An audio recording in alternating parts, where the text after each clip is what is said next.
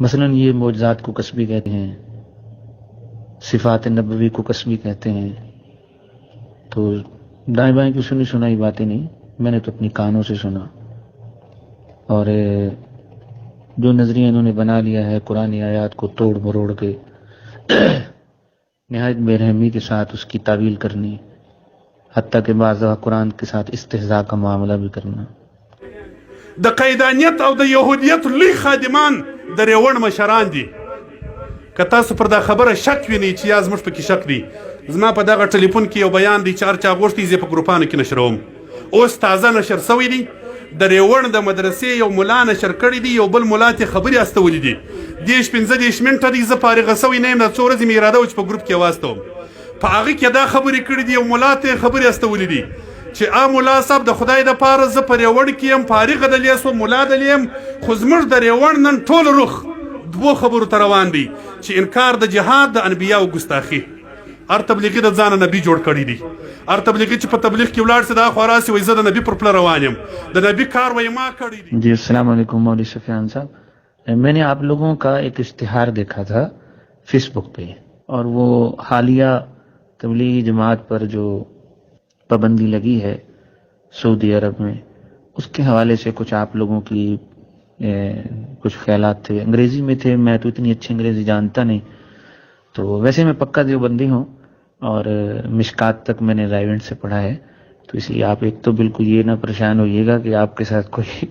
دوسرا بندہ کوئی ہینکی پھینکی یا کوئی غلط بات کرنے کی کوشش کر رہا ہے. اور دوسرا جو اس وقت سب سے سنگین مسئلہ اور سب سے اہم چیز جس نے ساری امت کو تشویش میں ڈال دیا ہے، وہ یہ ہے کہ کبھی ہم سنتے تھے، کچھ اندازے ہوتے تھے. مثلا 80s میں 88، 89، یعنی 1989، 1999، 1، 2، 3 میں اس وقت ظاہری بات ہے اینڈرائڈ سیٹ نہیں ہوتے تھے، سوشل میڈیا نہیں تھا، رائیونٹ زیر تعلیم تھا. تو میں اکثر باتوں پہ چونک جایا کرتا تھا. میری ذاتی لائبریری میں 10,000 سے زیادہ کتابیں ہیں. میں نے جب چھٹیوں میں گھر جانا تو بس کتابیں پڑھتا تھا. تو والدہ خرچہ بھیجتی تھی، میں وہ سارے پیسے بچا کر لاہور کسی نہ کسی بہانے سے جا کر کتابیں خریدنی اور کسی آتی جاتی جماعت کے ہاتھوں جھنگ میں اپنے گھر بھیج دینی. تو میں جب چھٹیوں میں جاتا تھا تو جتنی کتابیں میں نے اردو بازار سے خرید کر بھیجی ہوتی تھی میں ان کے مطالعے میں لگ جاتا تھا. تو اس وقت بہت ساری چیزیں جو ہے نا وہ چونکاتی تھیں کہ ہم جو ان لوگوں سے سنتے ہیں تو اسلام کے مآخذ میں ان میں تضاد پایا جاتا ہے. تو شروع دن سے ہی کھٹکنا شروع ہو گیا تھا میں. پھر کچھ پوچھنے پچھانے کا سلسلہ جب شروع کیا تو بڑی سختی سے ڈانٹ دیا گیا اور بڑی بے دردی سے جھڑک کے خاموش کروا دیا گیا. بلکہ بہت ساری پابندیاں لگا دی گئیں اور 24 گھنٹے زیر اتاب رکھنا شروع کر دیا. پھر جب تک میں رائیونٹ میں رہا انہوں نے مجھے زیر اتاب ہی رکھا. سخت مجھ پر پابندیاں ہوتی تھیں. میرا بکسہ توڑ کے کتابیں نکال لیا کرتے تھے اور ان کتابوں کو نکال کے جھنگ بھیج دیا کرتے تھے. تو میرے پاس کوئی دوسری کتاب رہنے نہیں دیتے تھے. اس رویے نے مجھے اور زیادہ چونکا دیا. تو اس وقت کچھ بیانات میں نے عبدالوہاب مرحوم سے اور رائیونٹ کے اکابر جو ممبروں پر جو بھی بیٹھ گئے تو ان سے کچھ باتیں ایسی سنی تو مجھے وہ باتیں قادیانیوں سے ملتی جلتی نظر آئیں. مثلا یہ معجزات کو کسبی کہتے ہیں، صفات نبوی کو کسبی کہتے ہیں. تو دائیں بائیں کی سنی سنائی باتیں نہیں، میں نے تو اپنی کانوں سے سنا. اور جو نظریہ انہوں نے بنا لیا ہے قرآن آیات کو توڑ مروڑ کے نہایت بے رحمی کے ساتھ اس کی تعویل کرنی، حتیٰ کہ بعض دفعہ قرآن کے ساتھ استہزاء کا معاملہ بھی کرنا. تو یہ سب چیزیں ہم دیکھتے رہے. تو اس وقت ہمیں کچھ یوں محسوس ہوتا تھا کہ جیسے جو قادیانیت کی روح ہے وہ ہے انکار جہاد، اور جو یہودیت کی روح ہے وہ ہے انبیاء کا استخفاف. تو میں نے تبلیغی جماعت کے چھوٹے بڑوں میں یہ دونوں پہلو بہت شدت کے ساتھ دیکھے. ہر ایک تبلیغی اپنے آپ کو نبیوں سے کمتر نہیں تو برابر ضرور سمجھتا تھا. ہمارے علماء بس طویلوں کے وہ قاعدے پکڑ کے بیٹھے رہے، وہ جی یہ مطلب ہے تو یہ مطلب ہے، تو یہ عوام کی باتیں ہیں، تو بڑے تو ایسے نہیں، تو بہرحال اس طرح کی تعویلات کرتے کرتے سنتے سنتے ایک زمانہ ہمارا گزر گیا. تو اس زمانے میں بھی ہمیں شک پڑا کہ ان کے تانے بانے اسرائیل سے جا کے ملتے ہیں، اور قادیانیت کی جو روح ہے وہ ہے انکاری جہاد.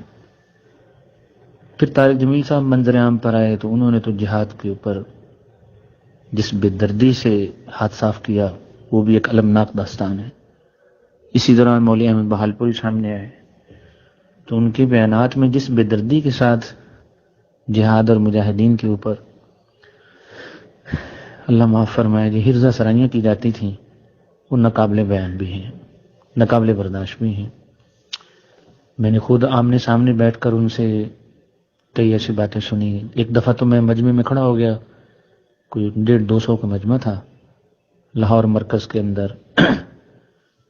علماء کا جوڑ تھا. 17-18 مارچ 2002 کی بات ہے، اتوار کا دن اور ظہر کے بعد. ممکن ہے تاریخ میں کوئی غلطی ہو، لیکن دن اتوار کا تھا، مہینہ مارچ کا تھا، اور غالباً 15 تاریخ کے بعد کی کوئی تاریخ تھی.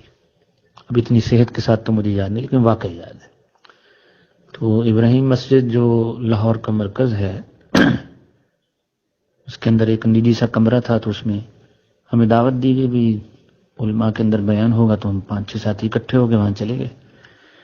ہمیں اندازہ نہیں تھا کہ آگے ہماری ملاقات مولوی احمد بہالپوری سے ہو جائے گی.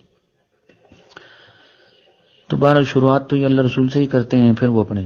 لائن پر اتر آئے، انہوں نے طالبان کو گالیاں دینا شروع کر دی، ان کو برا بھلا کہنا شروع کر دیا، امریکیوں کی تعریف کرنا شروع کر دی، اور ان کو فساد دی، اور زمین کے اندر مفسد، اور اس جہاد کو ناوقت کا جہاد اور بغیر ایمان کے جہاد، اور بہت ساری باتیں کرتے کرتے آخر میں انہوں نے کہا کہ لوگ کہتے ہیں کہ غلطی امریکیوں کی ہے، لیکن میں کہتا ہوں ساری غلطی طالبان کی ہے. جب یہ جملہ میں نے سنا تو مجھ سے برداشت نہیں ہوا، میں بھڑک کے کھڑا ہو گیا. تو 60 70 80 کے قریب کچھ لوگ تھے، تو میں چھوٹی سی عمر تھی میری اس وقت، آج سے پورے 20 برس پہلے کی بات کر رہا ہوں، تو بالکل جوان تھا میں. تو ایک دم مجمع چونک اٹھا، بھی ایک لڑکا سا کھڑا ہوا ہے، اللہ جانے اب یہ کیا کرنا چاہتا ہے، اور بڑے غصے سے لال پیلا ہے، اور آنکھیں اس کی آنکھوں سے انگارے ابل رہے ہیں اور شرارے پھینک رہا ہے، اور بڑے غصے اور نخوت سے یہ مولوی احمد بہالپوری کو دیکھ رہا ہے، اللہ جانے اب یہ کیا کرے گا. تو مولوی احمد بہالپوری بھی میرے اس طرح سخت غصے سے کھڑے ہونے پر چونک کر وہ خاموش ہو گیا. وہ مجھے دیکھتا رہا کہ میں کیا کرنا چاہتا ہوں. میرا مقصد صرف مجمع کو متوجہ کرنا تھا، بھی علماء ہو، بیٹھے ہو، قرآن حدیث پڑھا ہے تم لوگوں نے، یہ کیا کہہ رہا ہے، اور تم سن کے صرف اسے بزرگ سمجھ کے چپ کر کے اٹھ کے چلے جاؤ گے، تو تمہارے اندر کوئی اللہ پاک نے کوئی عقل وقل نہیں دی. یہ قرآن حدیث جو تم لوگوں نے پڑھا ہے مدارس سے، وہ کس لیے پڑھا ہے؟ کہ بس بزرگوں کی جوتیاں سیدھی کرنی ہے ساری زندگی اور کچھ نہیں کرنا. تو میرا مقصود تھا کہ علماء کا مجمع ہے، چھوٹے بڑے مختلف عمر کے علماء بیٹھے ہوئے تھے، کہ وہ ایک دفعہ چونکیں کہ یہ کیا کہہ رہا ہے، اور اس پر جس غفلت میں بیٹھ کر اور جس عقیدت کی اندھی اینک کو چڑھا کر وہ سن رہے تھے، وہ تھوڑا سا چونکیں، تھوڑا سا بیدار ہوں، ان کے دماغ میں کوئی ہلچل ہو کہ یہ اس نے کیا کہا ہے. تو 15 سے 20 سیکنڈ تک میں نے مجمع کو نفسیاتی طور پر اپنے قابو میں کیے رکھا، کہ میں بس شدید غصے کے عالم میں انہیں دیکھتا رہا، اور وہ بھی خاموشی سے مجھے دیکھتے رہے، اور مجمع بھی مجھے دیکھتا رہا کہ پتہ نہیں اب کیا ہو، کیا یہ نوجوان ان پہ جھپٹ پڑے گا، یا کوئی دست درازی کرے گا، یا کچھ کرے گا، یا کوئی اعتراض کرے گا. جب میں نے سمجھا میرا مقصود حاصل ہو گیا ہے، کہ مجمع کو ایک تنبیہ ہو گئی ہے کہ بھئی وہ صاف صاف یہود و نصارہ کے اتحادیوں کو بے گناہ کہہ رہا ہے، اور مظلوم افغانیوں کو گناہگار کہہ رہا ہے، اور در حقیقت وہ ان کے جذبہ جہاد کے اوپر کیچڑ اچھال رہا ہے، تو آپ میں سے عالم ہو کر سوچنے والا کوئی نہیں ہے. تو جب میں نے دیکھا میرا مقصود پورا ہو گیا، تو میں بڑی نخوت اور بڑی نفرت کے ساتھ مجمع کو چیرتا ہوا باہر نکل گیا، کہ جیسے مجھے بڑی گھن آئی ہے یہاں بیٹھ کر. تو میں باہر نکل گیا، میرے پیچھے پیچھے 15-20 علماء اور بھی نکل آئے. بہرحال کہنے کا مقصد یہ ہے کہ ہم نے اپنے کانوں سے سنا، سامنے سنا، ویسے تو بہت سنا کہ بھئی یہ جہاں بھی بیٹھتے ہیں جہاد کے اوپر حجرہ سرائی کرتے ہیں. پھر جب میں پڑھ کے فارغ ہو گیا تو ہمیں بعد میں باقاعدہ یہ پتہ چلا کہ رائیونڈ سے سکہ بند قادیانی پکڑے گئے ہیں جو وہاں مقیم تھے. پھر ہمیں یہ بھی پکا پتہ چلا کہ بھئی پینٹاگون میں پینٹاگون کے ساتھ ان کے مستقل روابط ہیں، اور روزانہ کی بنیادوں پر کتنی جماعتیں کہاں کتنے وقت کے لیے نکلی ان کی ایک رپورٹ ای میل کی جاتی ہے. یہ اس زمانے کی بات ہے جب لینڈ لائن انٹرنیٹ ہوا کرتا تھا. پی ٹی سی ایل کے ذریعے،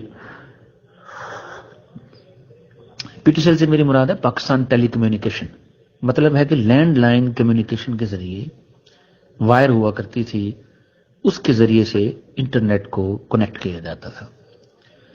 تو جس نے وہ ایشو پکڑا، وہ ای میلز پکڑی، میں نے اس کے ساتھ گھٹنے سے گھٹنا ملا کے بیٹھ کے 2-2.5 گھنٹے ساری تفصیل سنی کہ کیسے تمہیں اتفاق ہوا، کیا تم پہلے سے تمہیں کوئی شک تھا کہ تم ان کے پیچھے پھر تم ریکی کرتے رہے اور بالآخر تم نے پکڑ لیا، یا کوئی اتفاق ہوا ہے کہ تم نے انہیں پکڑ لیا. تو افتخار الزمان صاحب، مسیح الزمان کا بیٹا، آج بھی رائیونڈ مقیم ہے، وہ یہ سارا کام آپریٹ کیا کرتا تھا. وہ دھڑلے سے کہتا ہے کہ ہاں میں بھیجتا ہوں، رائیونڈ والوں کی طرف سے کوئی اعتراض نہیں، میں بھیجتا ہوں. تو عبد الماجد صاحب وہ انجینئر ہوا کرتے تھے، ماڈل ٹاؤن میں رہتا تھا، وہ لاہور ماڈل ٹاؤن میں آرکیٹیکٹ انجینئر تھا. تو اجتماع گاہ کا سالانہ جو اجتماع ہوتا ہے رائیونڈ کا، اس کا نقشہ وہ بنایا کرتا تھا. بڑا قابل انجینئر تھا، آرکیٹیکٹ انجینئر تھا. میں نے اس سے ساری داستان سننے کے بعد آخر میں کہا کہ تم نے پھر کیا محسوس کیا جب عبد الوہاب صاحب نے تیری بات کو توجہ سے نہیں سنا، مولوی احسان نے نہیں سنا، اور سب نے تیری بات کو ایسا ہلکا لیا کہ جیسے تم خواہ مخواہ شور مچا رہے ہو، کہ تمہاری بات کی کوئی اہمیت نہیں ہے، اور یہ بھی کوئی بات ہے؟ بولا اگر یہود نصارہ کو پتہ چل گیا تو کیا ہے، اگر ہم انہیں رپورٹ بھیجتے بھی ہیں، ہم نہیں، چلو ہماری اجازت کے بغیر کوئی بھیجتا ہے اور ہمیں خبر لگ گئی تو گھبرانے کی بات نہیں.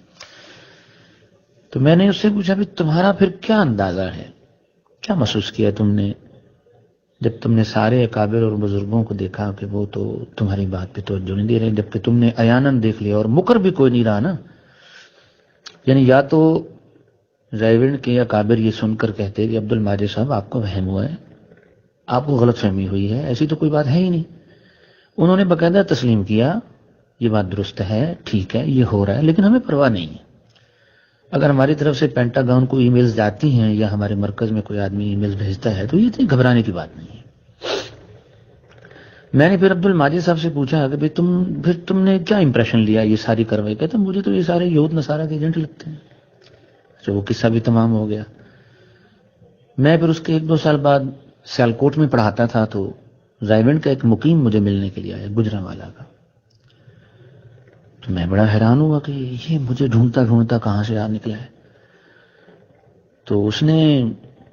ہم نے پہلے تو مہمان کو چائے سے پلائی، بٹھایا، بھی خیر ہو، کیسے آئی؟ اس نے کہا بھائی ایک بات بتائیں،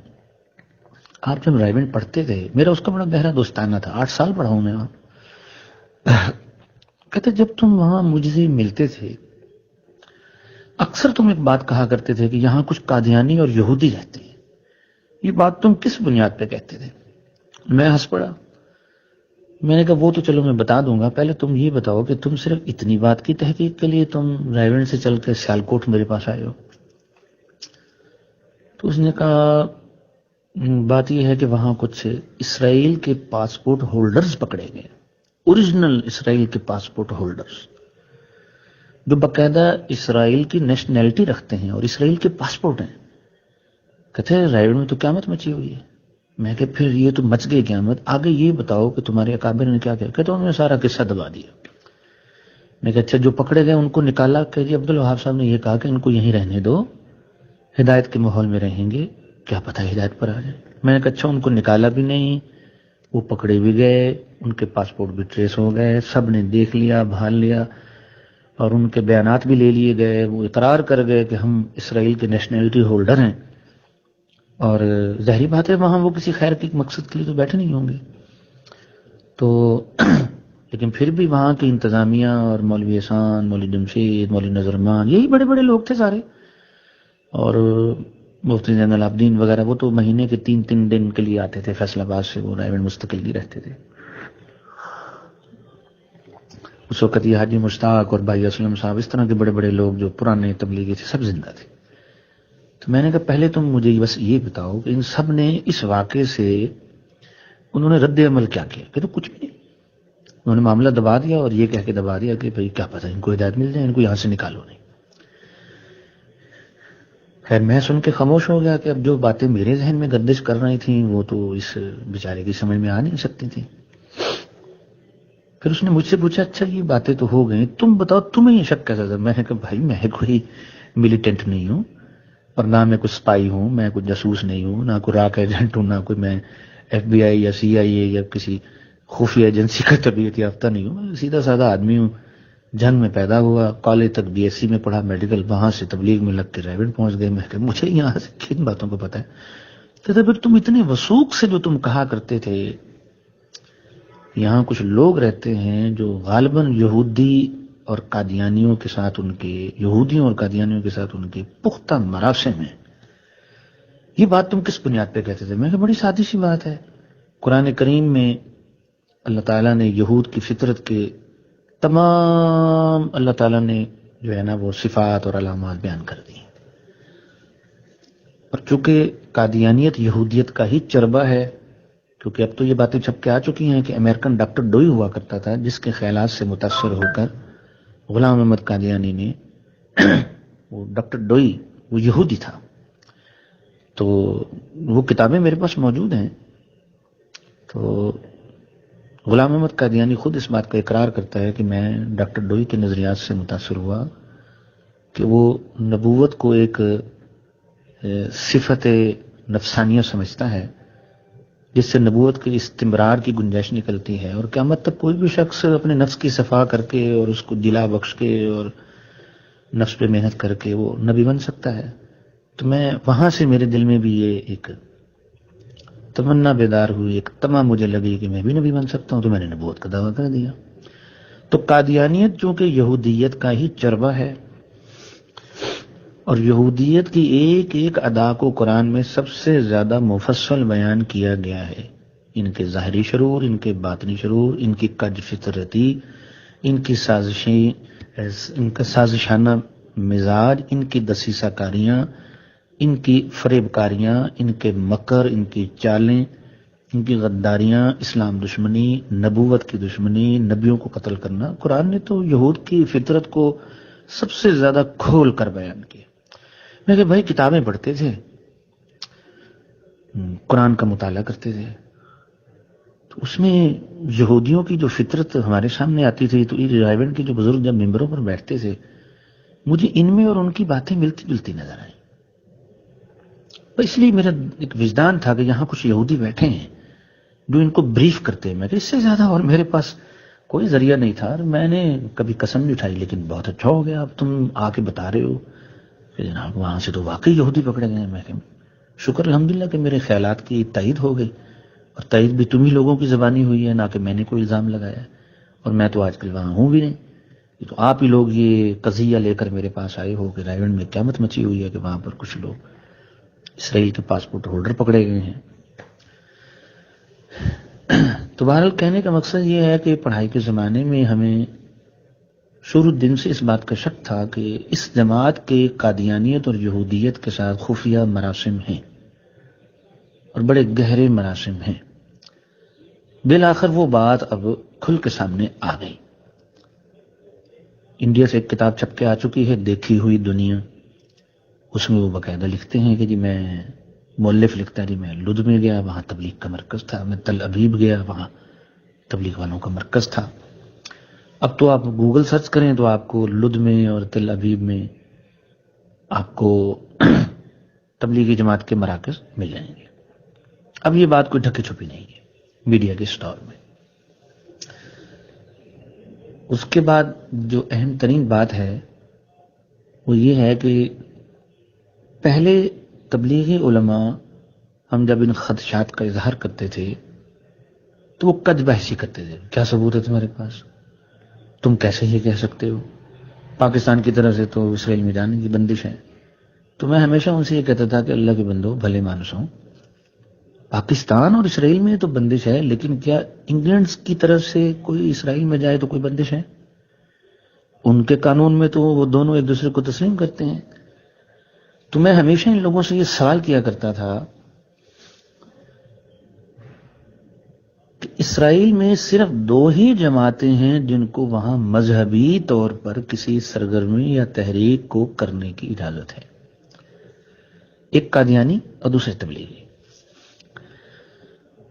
تو یہودیوں کا ملک اسرائیل ہو، جنہوں نے پوری امت مسلمہ کو خاک اور خون میں نہلا کر اور قتل عام کر کے اور سلطنت عثمانیہ کو تہہ تیغ کر کے اور خاک میں ملا کر اور ٹکڑے ٹکڑے کر کے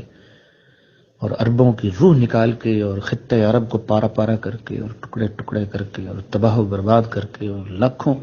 پاک دامن عورتوں کی عزتیں لوٹ کے نوجوانوں کو ذبح کر کے انہوں نے ایک ملک بنایا اسرائیل، جس میں عیسائیوں تک کو جا کر مشنری ورکنگ کی اجازت نہیں ہے کہ عیسائی بھی وہاں پر جا کر کوئی مذہبی سرگرمی نہیں کر سکتے۔ تو کیا وجہ ہے کہ وہاں پر قادیانیوں کے بھی اڈے ہوں اور تبلیغی جماعت کے بھی اڈے ہوں؟ قادیانیوں کی تو سمجھ میں آتی ہے کہ انہی کے گماشتے ہیں، یہ انہی کے چیلے ہیں، انہی کی اولاد ہیں روحانی، تو باپ نے اولاد کو اپنی گود میں لے لیا، یہ تو بات سمجھ میں آتی ہے۔ لیکن تبلیغی جماعت اور یہودیت کے اندر فکری ایسی کون سی ہم آہنگی ہے کہ اسرائیل نے وہاں تبلیغی جماعت کو اپنے مراکز بنانے کی اجازت دے دی؟ یہ بہت اہم سوال ہے یہ، جبکہ اللہ پاک نے قرآن میں فرمایا کہ یہودی تم سے کبھی راضی نہیں ہو سکتے جب تک کہ تم ان کی پیروی نہ کرو۔ پھر یہ مسئلہ دلائل کا نہیں ہے، اسرائیل ایک ملک ہے، ایک حکومت ہے، وہ خالص مذہبی حکومت ہے، اس کے قوانین بڑے سخت ہیں اور وہ حکومتی مشینری کی قوت کے ذریعے وہاں پر اپنے قوانین کو لاگو کرتی ہے۔ ایسا ممکن نہیں ہے کہ کوئی ایسی جماعت ہو، کوئی ایسی تحریک ہو جو یہودیت سے اصولی اختلاف رکھتی ہو، بلکہ اس جماعت کا پھلنا پھولنا یہود کی موت کا سبب ہو اور ان کی روحانی فنا کا سبب ہو، وہ ان کو خود اپنی گود میں جگہ دیں کہ تم ہمارے پاس آؤ اور تم اس کام کو کرو جس کے نتیجے میں بعد میں ہم برباد ہو جائیں۔ یہ عقلاً ناممکن ہے۔ اور میں نے پھر تبلیغی علماء سے 2-3 سوالات کیے۔ میں کہا آپ وہاں کیا کر رہے ہیں؟ اکثر یہ جواب دیتے تھے جی یہ حکمت ہے، ہم وہاں پر بیٹھ کر انہی کی پیٹھ میں چھرا گھونپ رہے ہیں۔ میں جی بالکل ٹھیک ہے، خدا کرے ایسا ہی ہو، لیکن میرا ایک سیدھا سادہ سے سوال ہے، قرآن کریم کے پہلے ہی صفحے میں یہود پر لعنت کی گئی ہے، ان کو مغضوب کہا گیا ہے۔ کیا تبلیغی جماعت لد میں یا تل ابیب میں اپنے مراکز کے اندر یہود کے بارے میں اس آیت کا ترجمہ کر کے سنا سکتے ہیں کہ یہود جیسی متعصب ترین، لیکن یہ حقیقت ہے کہ مذہب کی بنیاد پر واقعی اگر کوئی ملک وجود میں آیا ہے تو وہ اسرائیل ہے۔ کیا یہ ممکن ہے کہ وہاں پر اسرائیل کی یہ جرائم وہاں تبلیغی جماعت بیان کر سکے؟ وَبِقَتْلِهِمُ الْأَنْبِيَاءَ، یہ تو نبیوں کو قتل کر دیتے تھے، یہ اپنے احبار اور رہبان کو رب کا درجہ دیتے تھے، یہ تو مریم عفیفہ پر زنا کی تہمت لگایا کرتے تھے، انہوں نے تو عیسیٰ کو اپنی طرف سے پھانسی دے دی تھی۔ اگر تبلیغی جماعت وہاں یہود کے یہ اصلی عقائد بیان کرے، کیا وہ انہیں 1 منٹ کے لیے وہاں پر ٹھہرنے کی اجازت دیں گے؟ جب وہاں آپ قرآن کی سچی تعلیم بیان ہی نہیں کر سکتے تو پھر وہ کون سی سلیکٹو سی ایک جسے کہتے ہیں نا جی سلیکٹو سلیبس، ایک منتخب سا اسلام آپ وہاں کون سا پیش کرتے ہیں کہ یہود بھی سن کے کہیں ہاں یہ ٹھیک ہے، بھائی اتنا ٹھیک ہے، یہ چلے گا، اس سے ہمیں کچھ نہیں، اسلام کی جڑیں بھی کٹتی رہیں گی، ہم اور آپ آپس میں ہمہ یاراں دوستاں ہمہ یاراں جنت بھی چلتا رہے گا، ہم پیالہ اور ہم نوالا بھی رہیں گے، جبکہ یہ ویسے عقلاً ناممکن ہے۔ میں گوگل کو سرچ کیا تو عرب ممالک میں عرب علماء نے جس قدر شرع اور بس کے ساتھ یہودیت پر لکھا ہے ہمارے اجمی علماء نے نہیں لکھا۔ آپ مصر کے کتب خانوں میں چلے جائیں، عراق کے کتب خانوں میں چلے جائیں، شام کے، اردن کے، لیبیا کے، سعودیہ کے مکہ اور مدینہ یونیورسٹی کے اندر اسکالرز کی پی ایچ ڈی کے مقالے وغیرہ پڑھے، تو جس قدر عربوں نے یہود کی کج فطرتی پر ریسرچ کی ہے اور اس پر کتابیں لکھی ہیں، ہمارے ہندوستان سے میری مراد ہے پاکستان اور انڈیا مشترکہ جب ہوتا تھا برِ صغیر، بخیر تقسیم کے بعد تو پاکستان سے تو کوئی ایسی کوئی معیاری کتاب کبھی شائع نہیں ہوئی، وہی بزرگوں کی کتابیں چھاپ کے سارے اپنے آپ کو محقق کہتے پھر رہے ہیں۔ بہرحال تو جتنے عرب علماء نے یہود پر کتابیں لکھی ہیں ان سب کا خلاصہ یہ ہے کہ یہ روئے زمین کا سب سے بڑا مفسد عنصر ہے، اور یہ صرف اسلام کا ہی دشمن نہیں، یہ پوری انسانیت کا دشمن ہے، اور اس کا اصل مشن یہ ہے کہ اس نے پوری انسانیت کو اپنا بے نام غلام بنا کر تباہ کرنا ہے، برباد کرنا ہے، اور اپنے پیروں کے نیچے کچلنا ہے، چاہے وہ جین مت کے ہوں، چاہے وہ سکھ ہوں، چاہے وہ ہندو ہوں، مسلمان ہوں، عیسائی ہوں، دلائی لامے ہوں، تبتی ہوں، کچھ بھی ہوں، بس یہودی نہ ہوں۔ ابھی ایک 4 جلدوں پر کتاب میرے سامنے آئی ہے، الرسول والیہود وجھا لوجہ۔ اس کتاب کو پڑھ کے رونگٹے کھڑے ہو جاتے ہیں کہ اس جماعت کی جو تاریخ ہے، یہودیت کی جو تاریخ ہے، وہ اتنی گھناؤنی اور اتنی روح فرسا اور اتنی ہولناک اور اتنی خوفناک اور دلدوز ہے کہ جس کو سن کر انسان کی عقل تنگ رہ جاتی ہے، اور بندہ اتنا رونے کو دل چاہتا ہے کہ آنکھ خشک ہو جائے اور آنکھوں سے خون اترنا شروع ہو جائے کہ اس ظالم اور بدبخت قوم نے اپنی پچھلی 30-35 صدیوں میں اور اپنی پوری تاریخ میں انسانیت پر برائے انسانیت کس قدر مظالم ڈھائے ہیں، اور اس اسرائیل کو بنانے کے لیے اس نے خطہ عرب میں جتنا قتل عام کیا ہے، اس کی روح فرسا داستان بندہ بیٹھ کر سنانے بیٹھے زندگی بیت جائے۔ اب میرے لیے یہ بہت حیرت کا سوال ہے کہ اس اتنی خونی اور اتنی قاتل یہودیت نے تبلیغی جماعت کو اپنی گود میں، اپنی چھاؤں میں، اپنے گھر میں، اپنے صحن میں باقاعدہ تبلیغ کا کام کرنے کی اجازت کیوں دی؟ ان کے مراکز بنا کر دیے، وہاں پر بجلی پانی کے انتظامات، رہنے سہنے کی سہولتیں، آنے جانے والوں کی سہولتیں، اور وہ جس طرح بھی اپنا یہ گش وش کرتے ہیں جو فلسطینیوں میں جا کر چلتے وہ لطف سے ہیں اور جا کے ملتے فلسطینیوں سے ہیں، جتنے بھی مسلمان وہاں ہوتے ہوں گے۔ تو آخر یہ کون سا اسلام لے کر پھر رہے ہیں کہ اس قدر خطرناک مذہب والوں نے تبلیغی جماعت کو اپنے قدموں کے نیچے جگہ دی؟ تو میں جتنے بھی علماء سے بات کرتا ہوں تو وہ بیچارے ایسے ہی پھس پھسے اور بے روح بے مغز اور عذر گناہ بدتر از گناہ کے مشتاق وہ جوابات دیتے ہیں، جس کو جن کو سن کر رونا بھی آتا ہے کہ ہمارے آج کے مولوی کی عقل کیا ہو گئی ہے۔ اس بیچارے کو سوائے اس کے کہ تبلیغی جماعت کے ساتھ جڑے رہیں گے تو مساجد کے اندر ہمیں امامتیں بھی ملیں گی، اور جہاں جہاں مسلم کمیونٹیز ہیں وہاں ہمیں تحفظ ملے گا، ہماری مالی معاملت چلتی رہے گی، ہمارے گھریلو کاروبار زندگی چلتا رہے گا، وگرنہ اب اس بات کو جھٹلانے کی کوئی گنجائش نہیں رہ گئی کہ جہاں کسی عالم نے چاہے پاکستان میں، چاہے عربستان میں، چاہے انڈیا میں، کہیں بھی تبلیغی جماعت کے ساتھ کسی بھی مسئلے میں کوئی اختلاف رائے یا فٹ نوٹ پیش کیا، اس پر عرصہ حیات زندگی تنگ ہو جائے گی، پھر تبلیغ والوں سے جینے نہیں دیں گے۔ میں نے بڑے مظالم سہے ہیں، اور ایسے لوگوں کی ایک طویل فہرست ہے جنہوں نے تبلیغی جماعت والوں سے جب اختلاف کیا اور انہوں نے شرعی اختلاف کیا تو تبلیغی جماعت والوں کی طرف سے انتہائی بے رحمانہ سلوک پیش کیا گیا، اور گویا کہ اس سارے سلوک کا عنوان اور سارے سلوک کا ٹائٹل نیم یہ تھا کہ ہماری جماعت اب دنیا میں پھیل چکی ہے،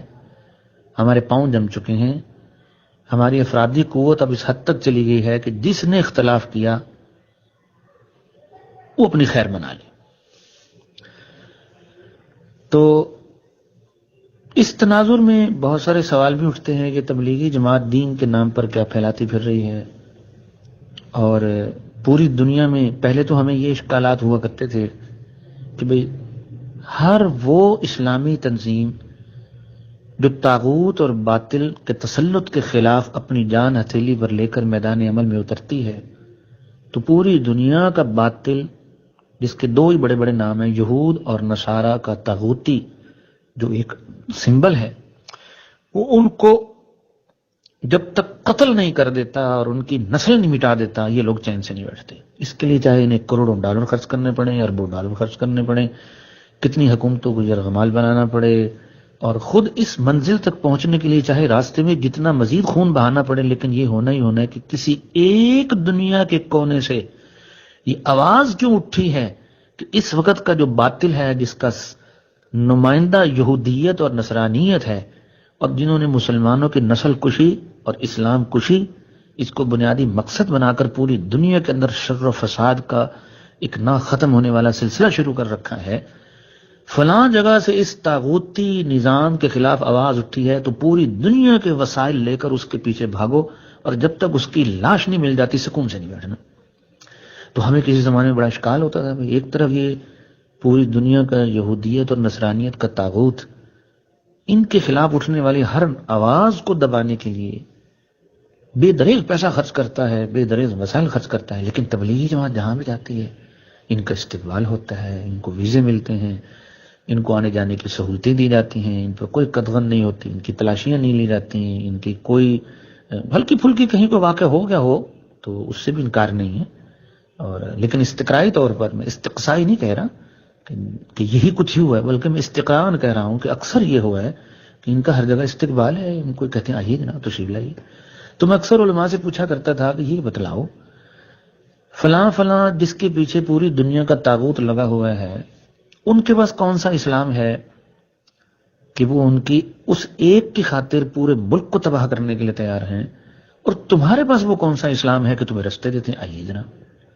تو کیا یہ ذاتی دشمنیاں ہیں، اور دنیا میں کوئی حکومت اتنی بے عقل بھی ہوتی ہے کہ محض اپنی ذاتی دشمنی پر ملکی وسائل کو اتنا بے دریغ استعمال کرے کہ وہ ملک دیوالیہ کی حد تک پہنچ جائے؟ اور یہ بات بھی اظہر من الشمس ہے کہ جب یہ افغان وار شروع ہوئی تھی تو بہت سارے ممالک ساتھ شریک تھے، لیکن جب انہوں نے دیکھا اس پہ تو پیسہ اتنا لگ رہا ہے، ہماری ملک کی اکانومی تباہ ہو رہی ہے، بہت سارے ملک بیچ میں چھوڑ کے بھاگ بھوگ گئے تھے۔ تو میں ان تبلیغیوں سے ہمیشہ یہ سوال کیا کرتا تھا کہ بھائی تمہارا استقبال ہو، اور جناب ہم نے سنا ہے کہ جناب واشنگٹن میں وہ بل کلنٹن تبلیغی مراکز میں جاتا ہے، اور ایک طرف دنیا کے جدید ترین اسلحے بھیج کے اور پتہ نہیں کتنے لمبے راستے سے مسلمانوں کا قتل عام کراتا ہے، تو تمہارے پاس کون سا اسلام ہے، ان کے پاس کون سا اسلام ہے؟ کیا واقعی تم اسلام کی سچی تعبیر کر رہے ہو؟ ایک بات، اور اگر تمہارے پاس سچا اسلام ہے تو اسلام کی توحید، رسالت، معاد کے بعد ایک نمایاں دعوت یہ ہے کہ ظلم نہیں کرنا۔ تو کیا بات ہے کہ تمہارے اسلام کو وہ پسند بھی کرتے ہیں، چلو توحید کے بارے میں نہ اتریں، رسالت کو نہ مانیں، لیکن ظلم کی جو اسلام کی تعلیم ہے کہ ظلم نہیں کرنا کسی پر بھی، نہ اپنے پر، نہ پرائے پر، نہ کافر پر، نہ مسلمان پر، نہ غیر پر، نہ اپنے پر، نہ دوست پر، نہ دشمن پر، یعنی وہ جو اللہ پاک نے قرآن میں فرمایا کہ تمہیں کسی کی عداوت اس بات پر نہ آمادہ کرے کہ تم حد سے تجاوز کر جاؤ۔ میں حافظ نہیں ہوں، وہ غالباً وہ لا یجرمنکم شنآن قوم اس طرح کر کے وہ آئے تھے، آپ اگر حافظ ہیں تو آپ بخوبی بڑی سہولت سے سمجھ سکتے ہیں کہ میں کس آیت کی طرف اشارہ کر لوں، تو بڑی معذرت میں حافظ نہیں ہوں۔ تو اللہ نے قرآن میں یہ بات جلی نص قطعی کے ساتھ بیان کی ہے کہ تمہیں کسی کی دشمنی حد سے تجاوز کر جانے پر نہ ابھارے۔ تو اسلام نے تو اپنے جانی دشمن سے بھی حد اعتدال سے نکلنے کی اجازت نہیں دی، تو کیا بات ہے کفار مسلمانوں کی اس تعلیم سے کیوں نہیں متاثر؟ تو یہ جو آنکھ مچولی چل رہی ہے، اور تبلیغی جماعت اس بات سے خوش ہے، ہم دنیا پھر آتے ہیں، ہمارے ہاں کے موچی، ہمارے ہاں کے یہ پلمبر اور یہ 2-2 ٹکے کے لوگ جناب امریکہ دیکھاتے ہیں، وہ آ کر خوش ہو جاتے ہیں، ہم یورپ دیکھا ہے، یہ تبلیغ کی برکت سے۔ ایک آدمی ملا مجھے، میرا ایک دوست تھا، اس نے بڑے فخر سے مجھے فون کیا کہ جی جناب، کہتا ڈنمارک جا رہا ہوں۔ اس نے گویا کہ مجھ پہ تعریض کی کہ تو تبلیغی جماعت سے اختلاف کر کے پڑا پڑا گل سڑ کے ختم ہو جائے گا، دیکھ ہم یورپ دیکھنے جا رہے ہیں۔ تو میں نے کہا حیات خانہ یہ بتاؤ کبھی مکہ بھی دیکھا ہے، کبھی مدینہ بھی دیکھا ہے کہ ڈنمارک کی دیکھنے جا رہے ہو؟ وہ بیچارہ اس نے غصے میں آ کے فون بند کر دیا۔ تو آج کا مولوی ڈنمارک جانے پہ چھلانگے مار رہا ہے، اٹلی جانے پہ چھلانگے مار رہا ہے، جی میں جی روم جا رہا ہوں، جی میں جی ٹیکسس جا رہا ہوں جی، اور